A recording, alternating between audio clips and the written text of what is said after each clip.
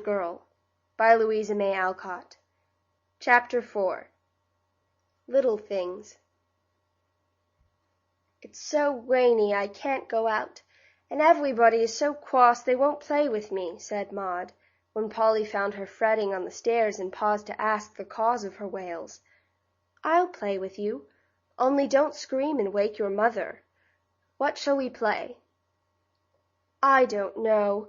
I'm tired of everything, 'cause my toys are all broken, and my dolls are all sick but Clara, moaned Maud, giving a jerk to the Paris doll which she held upside down by one leg in the most unmaternal manner.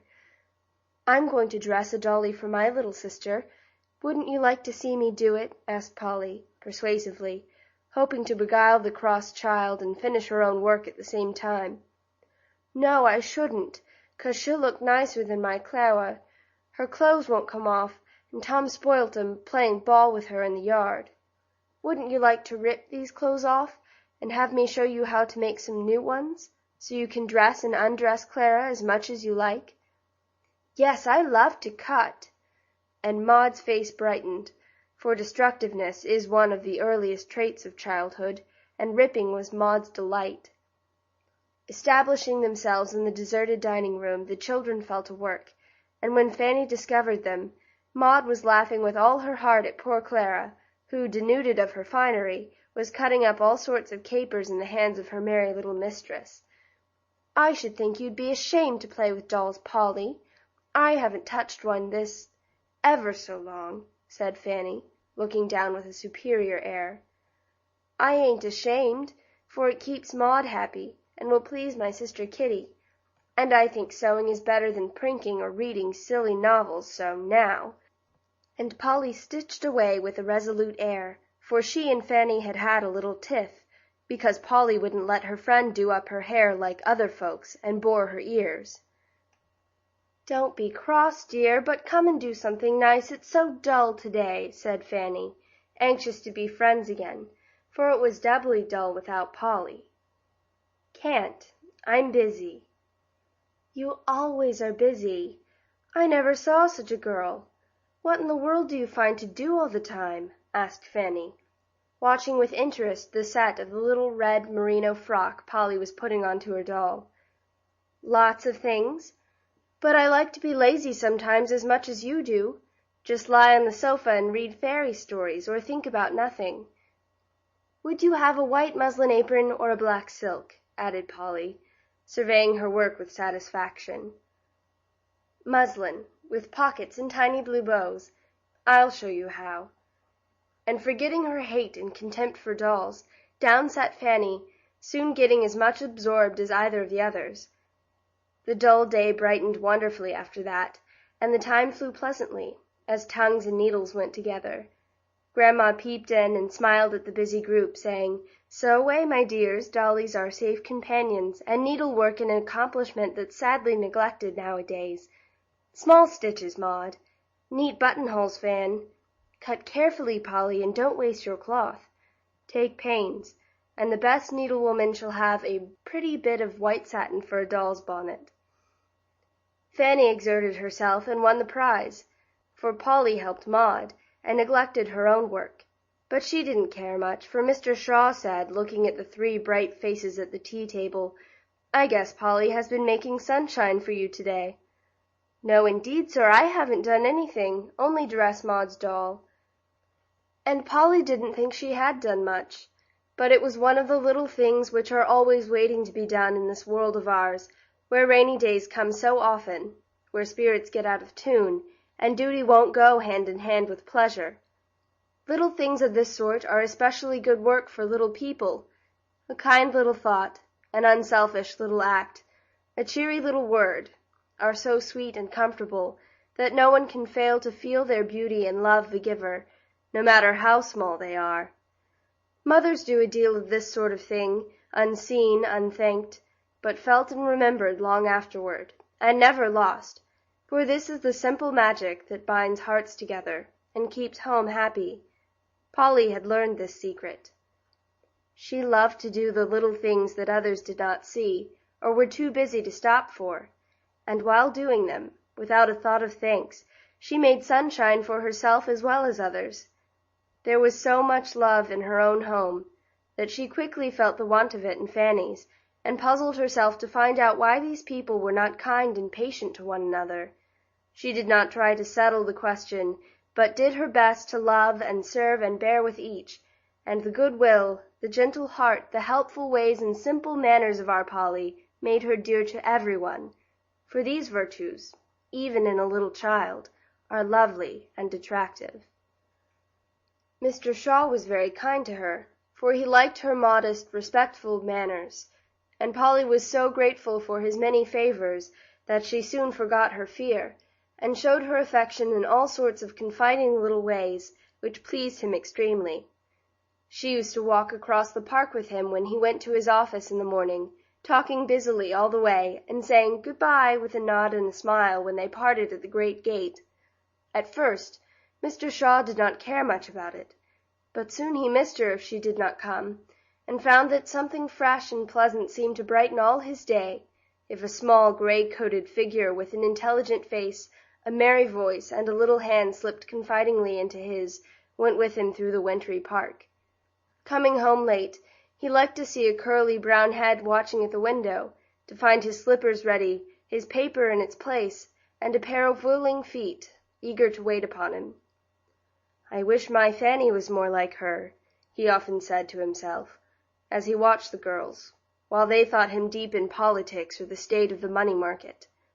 Poor Mr. Shaw had been so busy getting rich that he had not found time to teach his children to love him. He was more at leisure now, and as his boy and girls grew up, he missed something. Polly was unconsciously showing him what it was, and making child love so sweet that he felt he could not do without it any more, yet didn't quite know how to win the confidence of the children, who had always found him busy, indifferent, and absent-minded.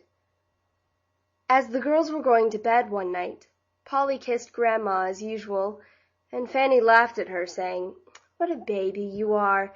We are too old for such things now." "I don't think people ever are too old to kiss their fathers and mothers," was the quick answer.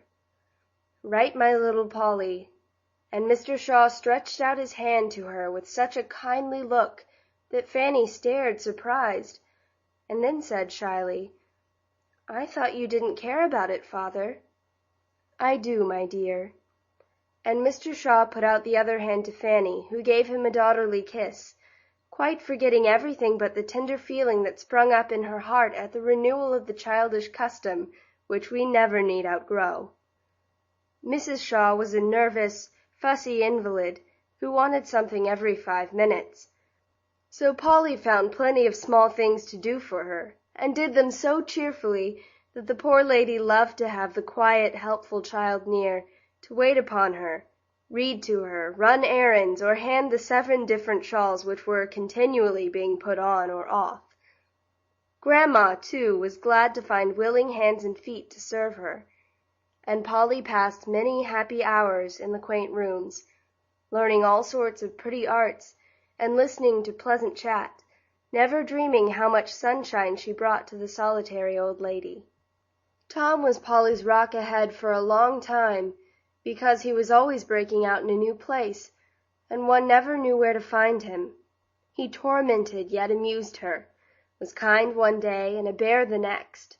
At times she fancied he was never going to be bad again, and the next thing she knew he was deep in mischief, and hooted at the idea of repentance and reformation.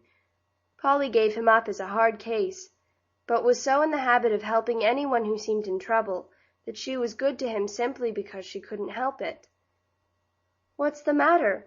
Is your lesson too hard for you?"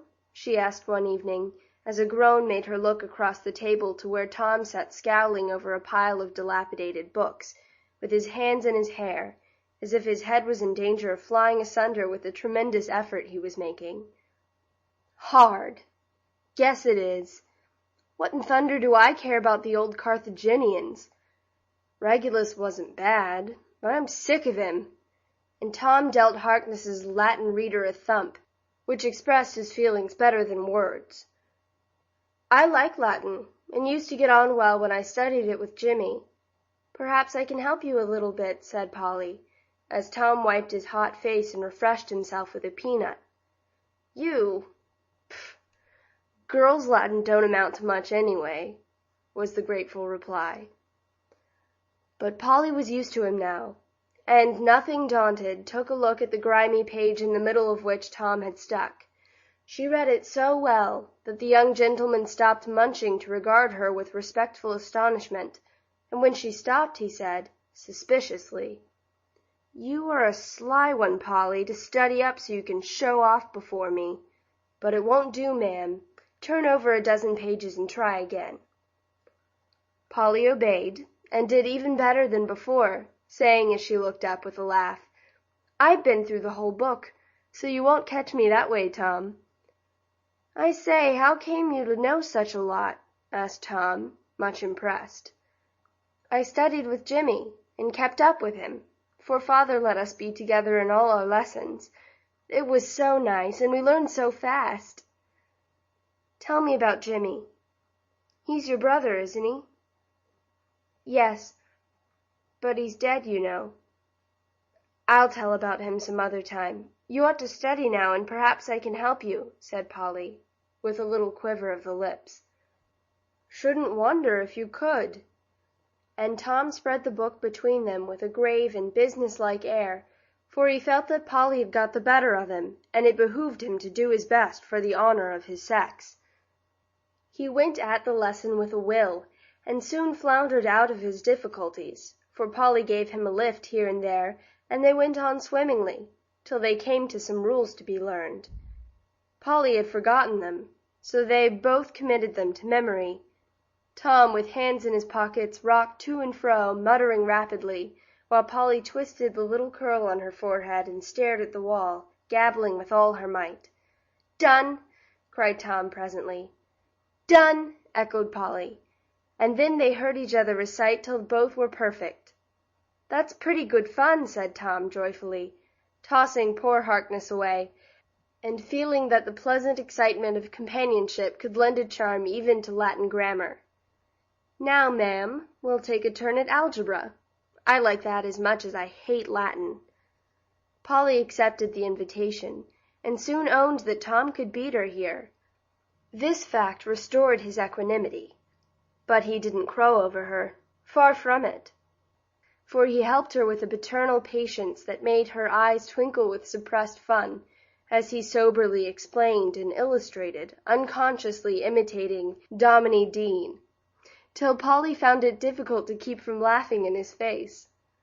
"You may have another go at it any time you like," generously remarked Tom, as he shied the algebra after the Latin reader.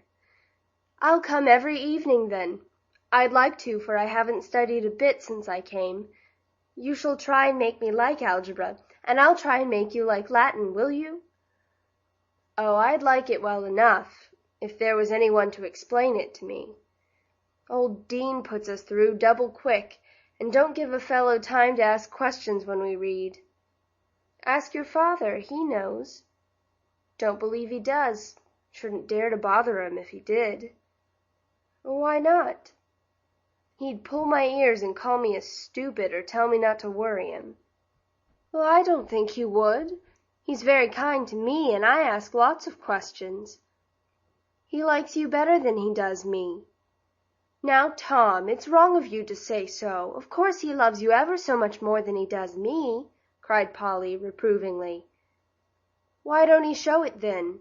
muttered Tom, with a half-wistful, half-defiant glance toward the library door, which stood ajar.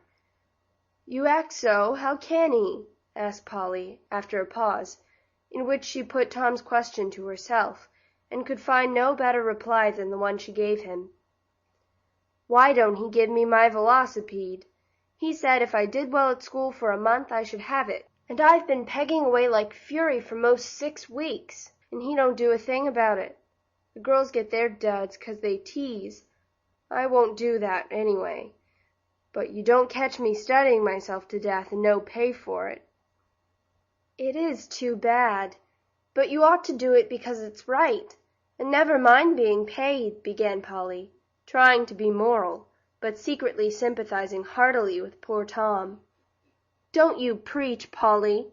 If the governor took any notice of me and cared how I got on, I wouldn't mind the presents so much. But he don't care a hang. Never even asked if I did well last Declamation Day, when I'd gone and learned the Battle of Lake Regillus, because he said he liked it." "Oh, Tom, did you say that?" "It's splendid. Jim and I used to say Horatius together, and it was such fun. Do speak your piece to me. I do so like Macaulay's lays." "It's dreadful long," began Tom. But his face brightened, for Polly's interest soothed his injured feelings, and he was glad to prove his elocutionary powers. He began without much spirit, but soon the martial ring of the lines fired him, and before he knew it he was on his legs thundering away in grand style, while Polly listened with kindling face and absorbed attention. Tom did declaim well, for he quite forgot himself, and delivered the stirring ballad with an energy that made Polly flush and tingle with admiration and delight, and quite electrified a second listener, who had heard all that went on, and watched the little scene from behind his newspaper. As Tom paused, breathless, and Polly clapped her hands enthusiastically, the sound was loudly echoed from behind him. Both whirled round, and there was Mr. Shaw, standing in the doorway, applauding with all his might. Tom looked much abashed, and said not a word. Polly ran to Mr. Shaw and danced before him, saying eagerly, "Wasn't it splendid? Didn't he do well? Mayn't he have his velocipede now?" "Capital, Tom. You'll be an orator yet. Learn another piece like that, and I'll come and hear you speak it. Are you ready for your velocipede, hey?" Polly was right, and Tom owned that the governor was kind, did like him, and hadn't entirely forgotten his promise. The boy turned red with pleasure and picked at the buttons on his jacket, while listening to this unexpected praise, but when he spoke he looked straight up in his father's face, while his own shone with pleasure, as he answered in one breath, "Thank you, sir, I'll do it, sir. Guess I am, sir." "Very good. Then look out for your new horse tomorrow, sir."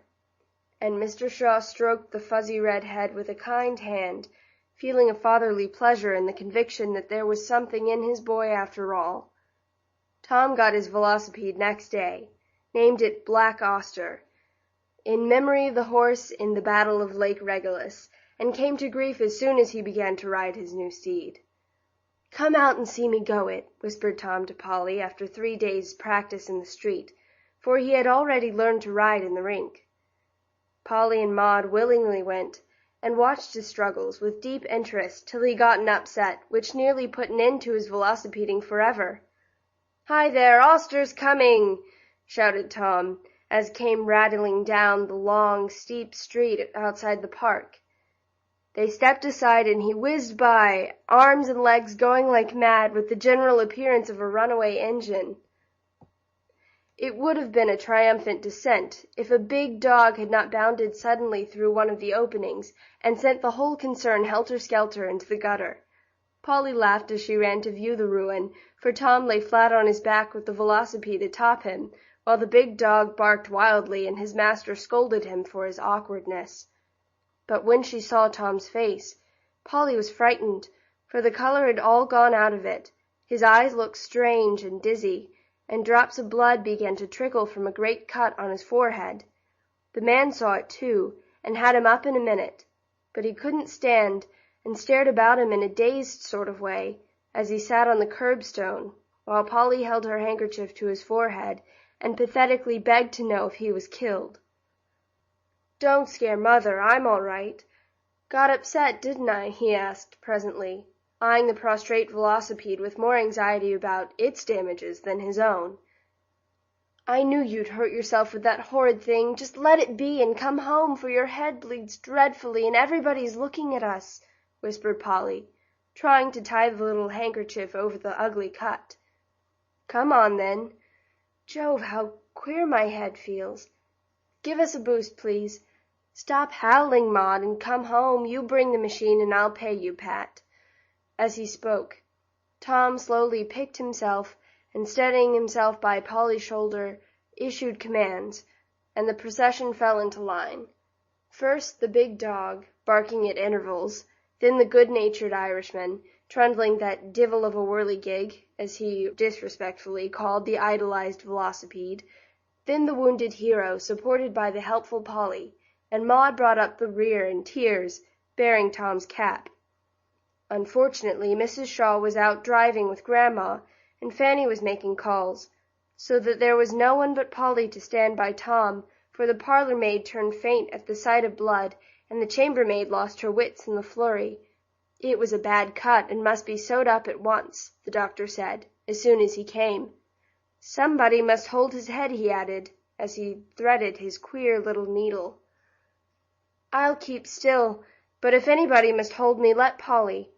You ain't afraid, are you? Asked Tom with imploring look, for he didn't like the idea of being sewed a bit. Polly was just going to shrink away, saying, "Oh, I can't," when she remembered that Tom once called her a coward. Here was a chance to prove that she wasn't.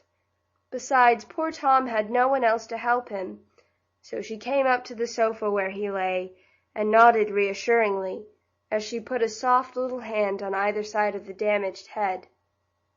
"You are a trump, Polly," whispered Tom. Then he set his teeth, clenched his hands, lay quite still, and bore it like a man. It was all over in a minute or two, and when he had had a glass of wine, and was nicely settled on his bed, he felt pretty comfortable, in spite of the pain in his head, and being ordered to keep quiet, he said, "Thank you ever so much, Polly," and watched her with a grateful face as she crept away. He had to keep the house for a week, and laid about looking very interesting with a great black patch on his forehead. Everyone petted him, for the doctor said that if the blow had been an inch nearer the temple, it would have been fatal, and the thought of losing him so suddenly made bluff old Tom very precious all at once.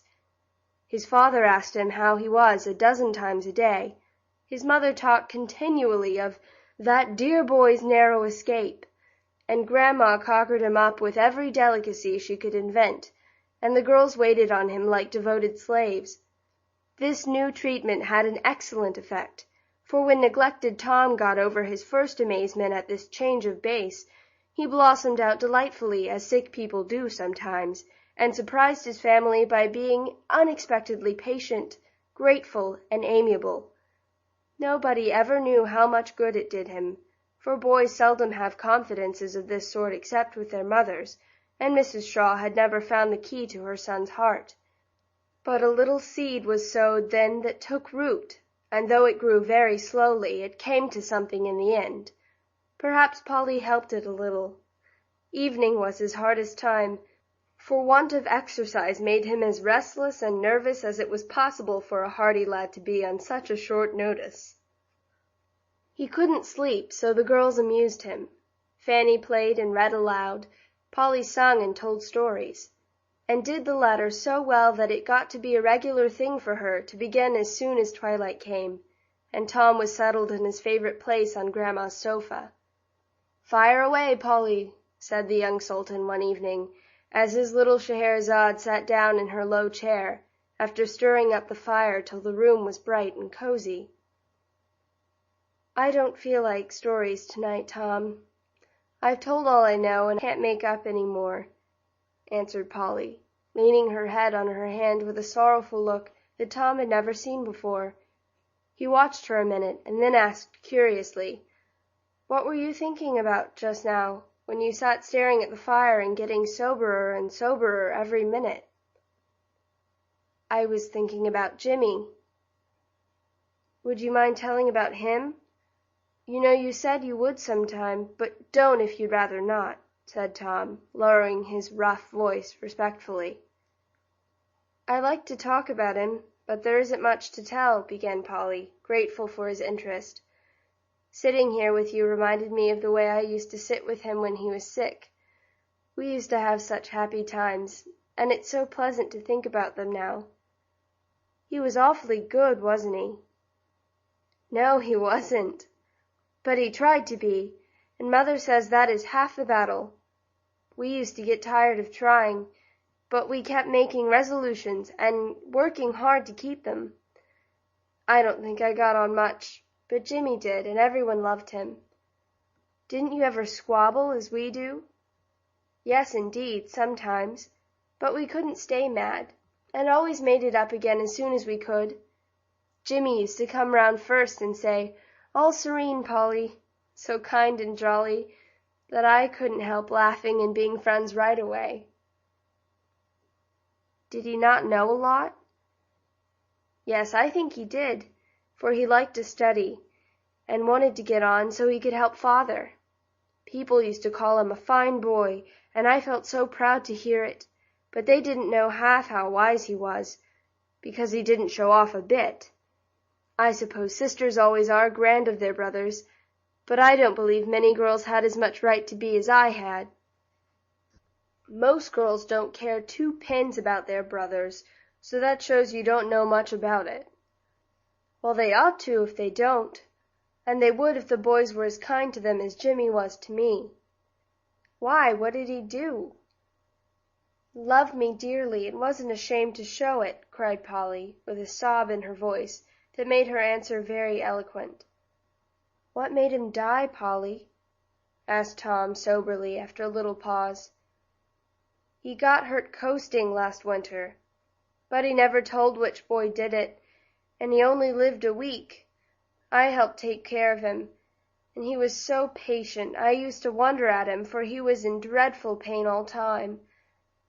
He gave me his books and his dog and his speckled hens and his big knife and said, 'Good-bye, Polly,' and kissed me the last thing, and then, oh, Jimmy, Jimmy, if he only could come back." Poor Polly's eyes had been getting fuller and fuller, lips trembling more and more as she went on. When she came to that good-bye she couldn't get any further, but covered up her face and cried as her heart would break. Tom was full of sympathy, but didn't know how to show it. So he sat shaking up the camphor bottle and trying to think of something proper and comfortable to say, when Fanny came to the rescue and cuddled Polly in her arms, with soothing little pats and whispers and kisses, till the tears stopped, and Polly said, "She didn't mean to, and wouldn't any more. I've been thinking about my dear boy all the evening, for Tom reminds me of him," she added, with a sigh. "Me? How can I when I ain't a bit like him?" cried Tom, amazed. "But you are in some ways." "Wish I was. But I can't be, for he was good, you know." "So are you, when you choose. Hasn't he been good and patient, and don't we all like to pet him when he's clever, Fan?" said Polly, whose heart was still aching for her brother, and ready for his sake to find virtues even in tormenting Tom. "Yes. I don't know the boy lately, but he'll be as bad as ever when he's well," returned Fanny, who hadn't much faith in sick-bed repentances. "Much you know about it," growled Tom, lying down again, for he had sat bolt upright when Polly made the astounding declaration that he was like the well-beloved Jimmy. That simple little history had made a deep impression on Tom, and the tearful ending touched the tender spot that most boys hide so carefully. It is very pleasant to be loved and admired, very sweet to think we shall be missed and mourned when we die, and Tom was seized with a sudden desire to imitate this boy, who hadn't done anything wonderful, yet was so dear to his sister that she cried for him a whole year after he was dead. So studious and clever, the people called him a fine fellow, and so anxious to be good that he kept on trying till he was better even than Polly, whom Tom privately considered a model of virtue, as girls go. "I just wish I had a sister like you," he broke out all of a sudden. "And I just wish I had a brother like Jim," cried Fanny, for she felt the reproach in Tom's words and knew she deserved it. "I shouldn't think you'd envy anybody, for you've got one another," said Polly, with such a wistful look that it suddenly set Tom and Fanny to wondering why they didn't have better times together and enjoy themselves, as Polly and Jim did. "Fan don't care for anybody but herself," said Tom. "Tom is such a bear," retorted Fanny. "I wouldn't say such things, for if anything should happen to either of you, the other one would feel so sorry. Every cross word I ever said to Jimmy comes back now, and makes me wish I hadn't." 2 great tears rolled down Polly's cheeks and were quietly wiped away. But I think they watered that sweet sentiment called fraternal love, which till now had been neglected in the hearts of this brother and sister. They didn't say anything then, or make any plans, or confess any faults, but when they parted for the night, Fanny gave the wounded head a gentle pat (Tom never would have forgiven her if she had kissed him), and said in a whisper, "I hope you'll have a good sleep, Tommy dear." And Tom nodded back at her, with a hearty "Same to you, Fan." That was all, but it meant a good deal, for the voices were kind, and the eyes met, full of that affection which makes words of little consequence. Polly saw it, and though she didn't know that she had made the sunshine, it shone back upon her so pleasantly that she fell happily asleep, though her Jimmy wasn't there to say good night. End of chapter 4.